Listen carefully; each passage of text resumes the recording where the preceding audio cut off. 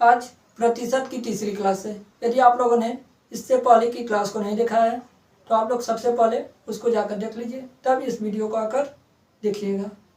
चलिए तो वीडियो को शुरू करते हैं।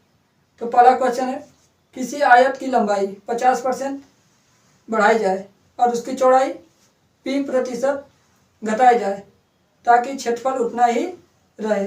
p का मान होगा यानी p के बराबर होगा। तो देखिए आपको क्वेश्चन में कह दिया है कि किसी आयत की लंबाई 50% बढ़ाई जाती है और उसकी चौड़ाई को जो है p% घटाया जाता है।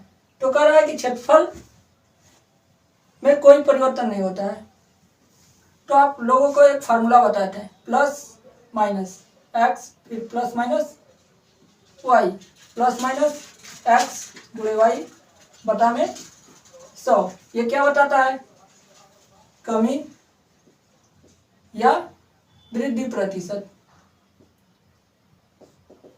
तो देखिए, तो कह रहा है कि किसी आयत की लंबाई को 50% बढ़ाया जाता है। इसका मतलब क्या है कि जो आयत की लंबाई है वो 50% बढ़ रही है, तो इसको प्लस में लिखेंगे। और फिर कह रहा है कि उसकी चौड़ाई को p% घटाया जाता है, इसका मतलब कि इसको माइनस में लिखेंगे। और फिर ये आपका प्लस है, प्लस और माइनस, माइनस यहाँ पे लिखेंगे 50 गुणे p और बता में 100। अब कह रहा है कि उसके क्षेत्रफल में कोई परिवर्तन नहीं होता है। इसका मतलब कि उसमें एक भी अंक की वृद्धि नहीं होती है। इसका मतलब क्षेत्रफल में कुछ नहीं वृद्धि तो 0 हो जाएगा। यहाँ से 50 लिखेंगे माइनस p, यहाँ से 50 को इससे काट देंगे तो 2 बार में कट जाएगा। ये हो जाएगा p बटा में 2 और बराबर होगा 0। इस 50 को उधर लेके चले जाएंगे तो इधर बच जाएगा माइनस p और माइनस p बटा में 2। उस साइड होगा माइनस 50। इसके नीचे 1 लेंगे और दोनों का एलसीएम निकालेंगे। एलसीएम होगा 2 और यहाँ पे हो जाएगा माइनस 2p और यहाँ पे होगा माइनस p बराबर होगा माइनस 50। इस 2 का इसमें गुणा करा देंगे और 2p और 1p को जोड़ लेंगे तो ये हो जाएगा माइनस 3p और बराबर में माइनस 100। माइनस से माइनस को कटा देंगे और 3 से इसको भाग दे देंगे तो p बराबर हो जाएगा 100 बटा में 3 और 3 का 100 में जब भाग देंगे ये आएगा 33 सही 1/3%, यानी चौड़ाई इतना प्रतिशत कम करना होगा।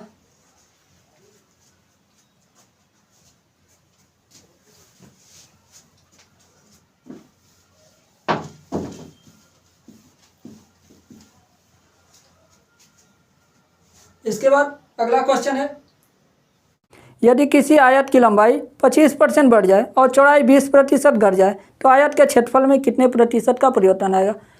तो देखिए हमको बताया क्वेश्चन में कि आयत की जो लंबाई है 25% बढ़ रही है, तो 25% को अगर हम फ्रैक्शन में कहें तो क्या होगा 1/4 होगा। और चौड़ाई में जो 20% की कमी आ रही है तो 20% का मतलब क्या होता है 1/5 होता है। ये आपका प्रारंभिक लंबाई है और ये उसमें वृद्धि है और ये जो है चौड़ाई वो पहले की चौड़ाई है यानी प्रारंभिक चौड़ाई है और ये इसमें कमी बता रहा है।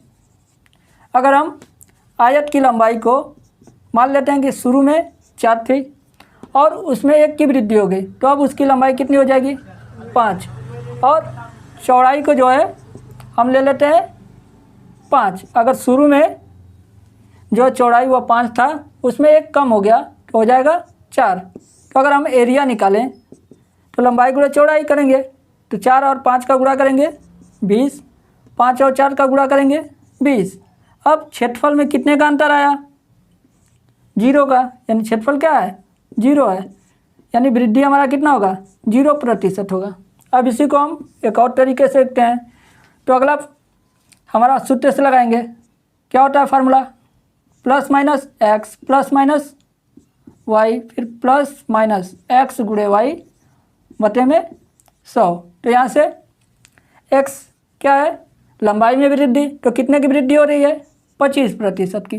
जो वाई हमारा है ये चौड़ाई को बताएगा, तो चौड़ाई कितने प्रतिशत कम हो रहा है 20 और फिर प्लस और माइनस, माइनस 25 गुणे 20 बटा में 100। यहाँ से 25 से इसको काटेंगे, 25 चौको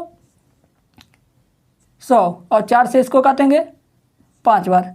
ये हमारा कितना हो जाएगा, 25 में से 20 जाएगा, आएगा 5 और ये -5, 5 से 5 कट जाएगा, आएगा 0। यानी क्षेत्रफल में 0% की वृद्धि होगी।